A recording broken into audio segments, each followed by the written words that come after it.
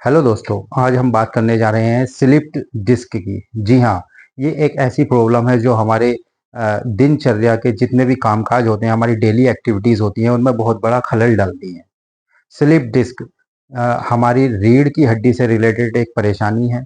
हमारी जो रीढ़ की हड्डी होती है, बैकबोन होती है, वो छोटी-छोटी कई हड्डियों से मिलकर बनी होती है और इसके कई रीजन होते हैं। जैसे हमारी गर्दन की रीढ़ की हड्डियाँ का सेट अलग होता है, हमारी थोरेसिक रीजन की हड्डियों का सेट अलग होता है, लंबर यानी पेट की रीजन की जो हड्डियाँ होती है उनका सेट अलग होता है। तो ये जो हड्डियाँ हैं एक दूसरे के ऊपर गट्ठर की तरह रखी रहती हैं और इनके बीच में एक कशन गद्देदार एक डिस्क पाई जाती है। तो ये जो डिस्क है, ये हम जब चलते फिरते उठते बैठते हैं तो ये शॉक एब्जॉर्बर की तरह काम करती है, जिससे हमारी रीढ़ की हड्डियां आपस में टकराती नहीं है और इंजरी नहीं होने पाती है। ये डिस्क जो होती है, इसके दो पार्ट्स होते हैं, एक अंदर का हिस्सा होता है इनर पार्ट और एक आउटर रिंग होती है। जो इस डिस्क का अंदर का हिस्सा होता है वो काफ़ी मुलायम होता है और जो बाहर का थोड़ा सा हार्ड होता है। तो कभी-कभी क्या होता है कि इंजरी होने की वजह से या बहुत झटका लगने की वजह से, ट्रॉमा या एक्सीडेंट होने की वजह से, या कभी-कभी जनरली जो आउटर रिंग होती है वो कमज़ोर हो जाने की वजह से जो अंदर का हिस्सा होता है इस डिस्क का वो बाहर की तरफ निकल आता है। इसी को स्लिप डिस्क या बल्जिंग डिस्क या प्रोट्रूडिंग डिस्क भी कहते हैं। ये कंडीशन हमारी जो रीढ़ की हड्डी होती है उसको डिसबैलेंस कर देती है, यानी कहीं का हिस्सा उठा हुआ, कहीं का हिस्सा जो है दबा हुआ रह जाता है। कभी-कभी ये हमारी जो नर्व को भी कंप्रेस कर देती है।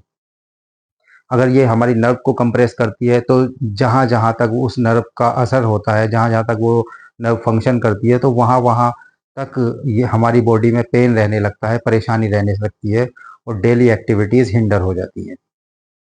तो ये कंडीशन बहुत खतरनाक कंडीशन भी होती है। इसमें बॉडी के ज़्यादातर एक हिस्से में दर्द रहता है, जिस हिस्से की नर्व को वो कंप्रेस करती हैं, उस हिस्से की तरफ का जो है दर्द रहने लगता है। ये कभी-कभी नर्व को परमानेंटली भी डैमेज कर देती है। अगर कोई कंडीशन ऐसी आ जाती है जिसमें किसी हिस्से की नर्व जो है जो कहीं ऑर्गन को सप्लाई कर रही है वो परमानेंटली डैमेज अगर हो जाती है, तो उस ऑर्गन पर हमारी बॉडी का हमारा कोई कंट्रोल नहीं रह जाता है। जैसे यूरिनरी ब्लैडर को जो नर्व सप्लाई करती है, अगर वो कंप्रेस हो गई, वो डिनर्व हो गई या कट ऑफ हो गई है, तो उस पे कोई कंट्रोल नहीं रह जाता है। ऐसे ही हमारा बोवेल मूवमेंट भी अफेक्ट हो सकता है। तो इस कंडीशन को ज़्यादातर ये जो है कंडीशन बहुत ज़्यादा देर तक बैठे रहने की वजह से हो सकती है।